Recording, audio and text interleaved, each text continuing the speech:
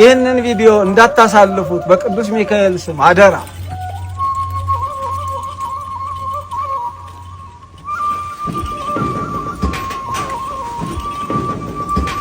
ይህ የምትመለከቱት የቅዱስ ሚካኤል ቤተክርስቲያን እንደዚህ በምታዩት መልኩ በሰንሰለት ቦታው ታጥሮበት ያለበት የቦታ ይዞታ እጅግ በጣም ጠባብ ከመሆኑና ለአገልግሎት እንዲሁም ለህዝቡ ለምእመኑ በጣም አስቸጋሪ ከመሆኑ የተነሳ እዚህ ካጠገቡ ያለውን መሬት ለመግዛት እንዲሁም ለአገልግሎቱ ጥሩ እንዲሆን ይሄንን ቦታ ለመግዛት ባለቤቱ እንግዲህ በዚህ 2 ወር ውስጥ ይሄንን 2500 ካሬ በ11 ሚሊዮን ብር ቤተክርስቲያኑ እንዲገዛው ጠይቋልና በዚህ 2 ወር ውስጥ ይሄ ብር የማይሞላ ከሆነ ይሄን እንደታጠረ ለሌላ እንደሚሸጥ ነው የተናገረው ማለት ነው።